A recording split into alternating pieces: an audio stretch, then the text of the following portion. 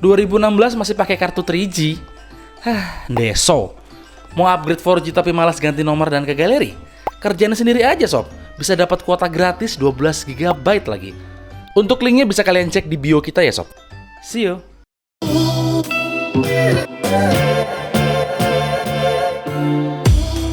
Untuk bayar guide bulan ini, Ibro Kumar saya merekomendasikan Asus Zenfone 3. Alasannya cukup sederhana. Handphone ini sudah memenuhi segala kebutuhan saya, terutama di angka 4 jutaan. Handphone ini sudah memiliki yang pertama adalah desain. Desainnya cukup menarik bagi saya. Desainnya cukup terlihat premium. Dia menggunakan lapisan kaca di bagian depan dan belakangnya. Dia menggunakan teknologi 2,5D display berbentuk unibody design dan juga desain yang cukup ramping. Yang kedua adalah prosesornya. Dia menggunakan Qualcomm Snapdragon 625. Gaming lancar, terutama game-game HD seperti yang saya mainkan saat ini adalah Gangster Vegas. Penggunaan sehari-hari pun Asus Zenfone 3 ini cukup sangat bisa diandalkan sekali. Dan yang terakhir, yang menurut saya yang sangat cakep sekali dari handphone ini adalah kameranya. Kamera belakang dia menggunakan kamera yang beresolusi 16 megapiksel. Hasilnya seperti apa? Seperti ini contoh-contohnya. Keren kan? Dan yang pasti kondisi low light, kamera handphone ini bisa sangat-sangat diandalkan. Itu adalah rekomendasi saya untuk Buyer Guide bulan ini. Untuk video review lengkapnya jangan lupa saksikan channel YouTube saya. Linknya ada di bawah. Next. Halo, dengan Bang Review di sini. Dan untuk Buyer's Guide bulan ini aku milih si Infinix Hot S ya sebagai rekomendasi. Kenapa bisa gitu? Yang pertama adalah harganya. Harganya ini 1,7.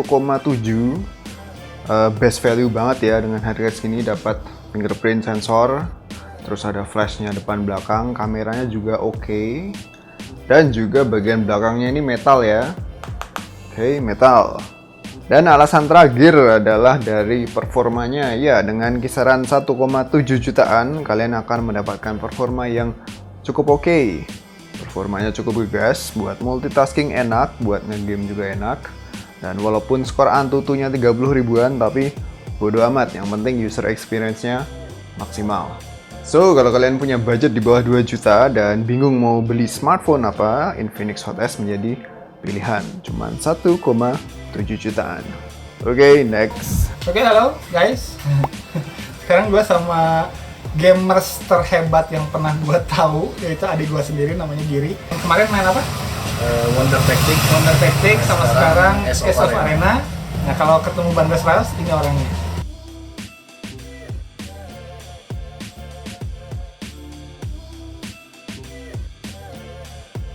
Ya. Handphone ada berapa? Sebelumnya kan Infinix Hot 2 ya. Redmi Note 3 Pro sekarang J7. Pakai J7. Ya.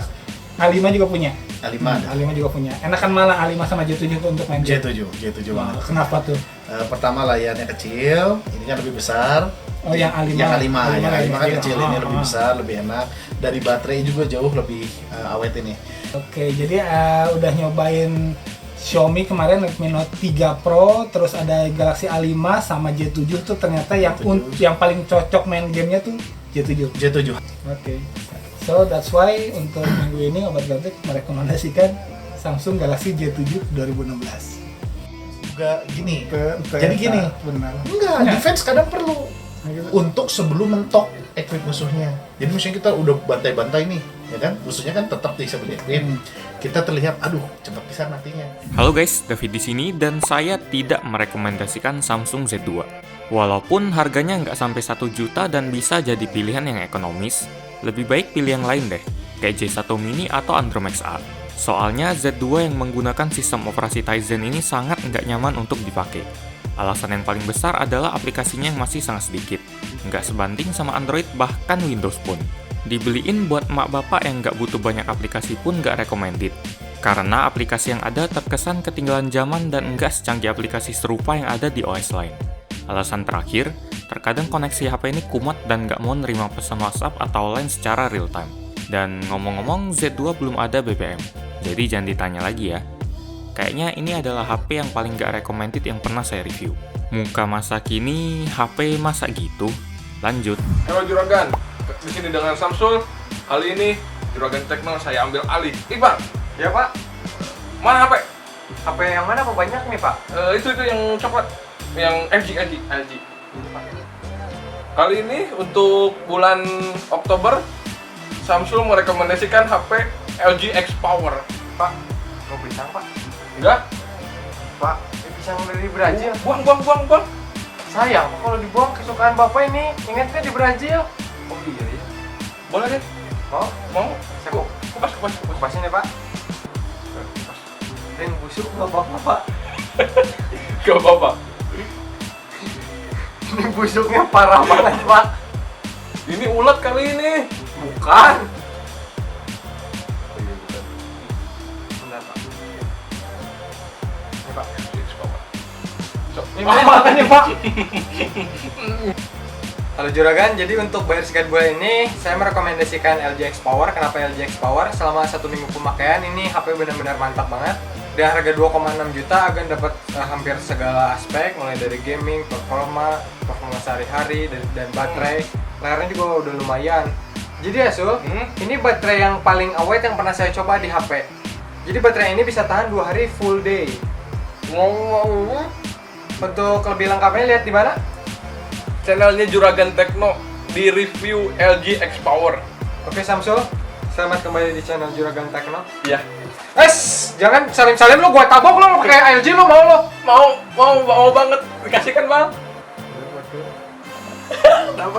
Halo apa kabar semua, saya Putu Reza dari Project Review. Dan untuk bulan ini rekomendasi saya adalah iPhone 7. Jadi buat kamu yang udah follow saya di Twitter atau Instagram, pastinya nggak bingung dan udah tahu kalau saya lagi seneng-senengnya pakai ponsel yang satu ini. Nggak perlu berpanjang lebar soal spesifikasi, Apple emang selalu mampu membuat perangkat yang sangat enak dipakai.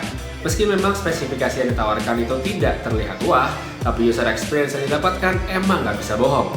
Namun walaupun iPhone 7 ini bagus, ukuran layarnya yang kecil mungkin akan terasa kurang wah untuk sebagian orang yang mencari ponsel untuk multimedia. Ditiadakannya jack 3,5 mm untuk headset juga menjadi hal yang perlu dipertimbangkan. Memang Apple sudah menyertakan headset Lightning dan juga adapter untuk headset standar, tapi tetap saja ini tidak senyaman memakai handphone standar yang punya jack audio. Kecuali kamu sudah punya headset wireless, maka tentu tidak ada jack audio ini bukan masalah. Buat harga iPhone 7 ini emang mahal banget dengan kisaran 12 sampai 20 juta rupiah. Jadi buat kamu yang kebetulan saat ini mau punya handphone baru yang bagus dan punya uang banyak untuk dihambur-hamburkan, maka iPhone 7 dan tentunya iPhone 7 Plus adalah pilihan yang sangat tepat untuk dimiliki. Tapi buat kamu yang masih mau ngeluh, daripada gue beli iPhone segitu mahal, mendingan beli motor, bisa jadi Gojek dapat duit, atau mendingan gue simpen buat nabung kawin segala macam dan lalali yang lainnya, maka tahan keluhan kamu karena buat saya kamu nggak pantas mengeluh. Kenapa? Karena kalau kamu masih ngeluh, berarti kamu memang bukan termasuk target market yang diinginkan oleh Apple. Kalau Apple nggak memaksa dan meminta kamu untuk membeli iPhone ini kan, walaupun dia mahal. Jadi buat kamu yang mau beli, silahkan karena ini adalah handphone yang bagus. Tapi kalau kamu masih merasa iPhone 7 ini kemahalan, ya udah cari handphone yang lain, nggak usah ngeluh. Simple kan? Baiklah, mungkin itu dia rekomendasi saya untuk bulan ini, yaitu iPhone 7. Terima kasih sudah nonton, dan kalau kamu lihat reviewnya, linknya ada pada kolom deskripsi di bawah. Kalau belum ada linknya, berarti reviewnya belum jadi kamu bisa nonton unboxing serta impresi pertama saya untuk iPhone 7 terlebih dahulu. Baiklah, saya Putu Reza pamit dan sampai ketemu lagi di video selanjutnya. Have a nice day. Pada awalnya saya ingin merekomendasikan LG X Power, smartphone yang punya baterai dengan kapasitas besar dan ngecasnya cepat. Cuman di saat-saat akhir deadline Buyer's Guide ini saya mengganti pilihan saya dan akhirnya saya ingin merekomendasikan Huawei P9 Lite. Tapi kalau mau beli si LG X Power boleh juga sih. Cuman satu hal yang saya bisa kasih tahu bahwa ini tuh jual baterai dan sisanya seadanya. Tapi lain halnya sama si Huawei P9 Lite ini.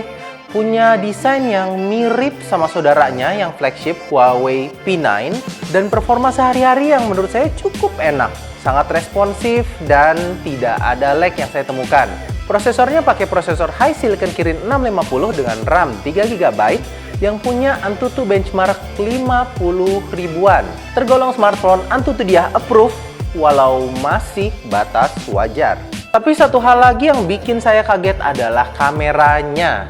Ternyata kamera dari Huawei P9 Lite ini lumayan bagus. Selain itu masih ada mode-mode yang masih belum saya explore seperti light painting dan lain-lain.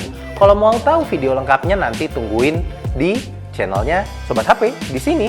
Kesimpulannya, Huawei P9 Lite ini saya rekomendasikan dan bisa jadi pilihan sobat sebagai alternatif dari Asus Zenfone 3.